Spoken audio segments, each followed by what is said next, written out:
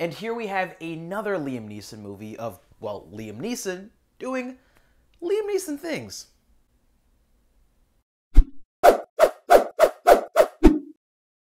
What it do, ski? It's your boy Farewell34, and I am back with another movie review. You all seem pretty interested in watching my top 10 best movies of 2017, so I thought, you know, why not make another banger? So today we'll be going in on our first movie review of the year, which is a Liam Neeson movie in January. This should be good. So the story for this one goes, this insurance salesman named Michael is on his daily commute home, which quickly becomes anything but normal. After being contacted by a mysterious stranger, Michael is forced to uncover the identity of a passenger on his train before the last stop. As the time is ticking, he has to solve this puzzle as his deadly plan begins to unfold, and he ends up getting caught in a large conspiracy with life and death at hand on this train. I didn't know what to expect going into this movie. The Commuter, it looked okay by the trailer, not the best possible stinky. However, you know, I don't want to just say just because this is a January movie it's gonna be shitty, because last January I was actually pleasantly surprised. Kinda. So The Commuter, it's honestly got some decent ideas. This older gent needs some money after losing his job and is pitted in this crazy hypothetical quote-unquote scenario of what would you do if the situation were to happen. The movie managed to keep my intrigue in the first bit as this mystery begins to unfold for a decent time as we try to figure out who it is and if he'll have any humanity in his decision. The Commuter uses some, I'd like to say, interesting camera techniques, especially the intro. They use a lot of time-lapse or like stacked imagery in the opener, which was pretty cool, although it wasn't the most effective or fluid. And I think the same has to go with some of the action sequences here. They use some of that sort of CG where it pulls back the camera as it's going, and some of the people just looked a little weird as it was happening, not to mention it was a little jarring at times. I think the best way I would describe this film is like The Commuter. Liam Neeson doing Liam Neeson things. This is what the movie is, really.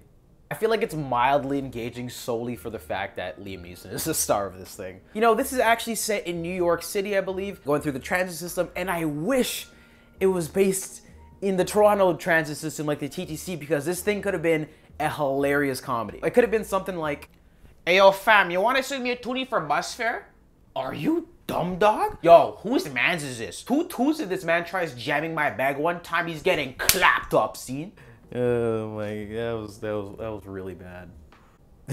With regards to length, I mean, this movie comes in at about 1 hour and 45 minutes, but for some reason it feels long.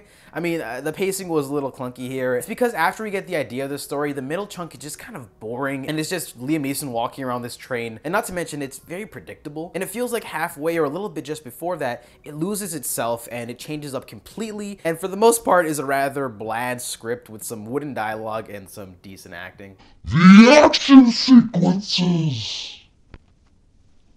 Because that's probably why anyone's probably watching this thing, right? Because Liam Neeson doing, you know, Liam Neeson things in an action movie, right? That's what you're probably watching this for. I'm just gonna be honest here. I'm sorry, Liam. You know what? Actually, no, I'm not gonna be sorry, because he's actually said this himself in interviews. Bam, look at this. You're like 65, 68, you're an older gent. And you know it. And some of the fighting sequences felt like incredibly slow paced. Oh, and then Liam Neeson's character in the film, Michael, we're supposed to believe he's just this average sort of guy, and then oh nope, wait a minute. Halfway through the movie, he just becomes this like 68-year-old god who can like run faster than trains and catch trains and do all this crazy superhero shit. I remember looking at my friend Sam, just be like, what the? I couldn't just buy a lot of the action and fighting stuff in this movie, and it was kind of laughable at 1 or 2 points. At one point in the film, like in the second half when the film gets like, when things get a little wonkier, I would say, I shit you not, there's like a Spider-Man 2 with Tobey Maguire like holding the trying to stop the train, or like the Captain America Civil War when Cap's trying to hold the helicopter from going. We have that sort of sequence in the movie, and it was just sort of like, no. Yeah, it just didn't work all that much for me. I don't want to spoil things or what happens later on in the movie, but this thing sort of loses its track in the end, with some things literally defying gravity. At points, it also feels like a subpar superhero movie. Like, if Liam Neeson were ever to have a superhero movie, it probably is one of the closest things. It starts off fairly grounded. Like I said earlier, he's just this regular average Joe who's dealing with family issues and money and stuff. And then it goes off of this sort of track, and it doesn't work as well, I think. Also, the editing was a little weird at times, not to mention the execution of the story. I'm just an everyday citizen who sells insurance, money issues, college kids, blah, blah, blah. Oh, wait a minute, now he's a god who can do all this crazy shit. That's what happened in this movie. That's what happened here. Not the worst movie, especially considering it being January. It's actually okay. I mean, but it's also a very forgetful one. So, plus the whole train premise thing and a mystery, whether it be a murderer or trying to find somebody on a train. I mean, that's been done a lot better recently with films such as The Murderer on the Orient Express, or even Non-Stop. Even Non-Stop was a better train film. The other Liam Neeson movie on the train. Remember that one?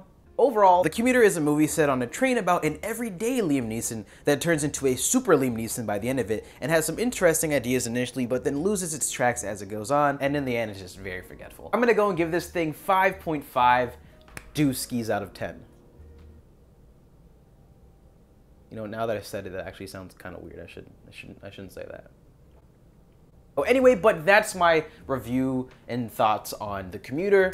What do you think? Let me know your thoughts in the comment section down below. I mean, if you want to see a movie, then go for it. If you want to, I'd suggest a matinee. If you want to go check it out, if anything, this is definitely like a watch on Netflix or on whatever sort of streaming service you have, for me personally. Anyway, but that's going to wrap it up for this video. Thank you so much for checking it out. As always, if you enjoyed it, then be sure to just gently hit the like button. Not too hard, just gently hit it. And then subscribe if you'd like. Also, all of my social media links is right over here if you're interested in following your boy. That being said, that's it for this one. I'll see you next time. Peace.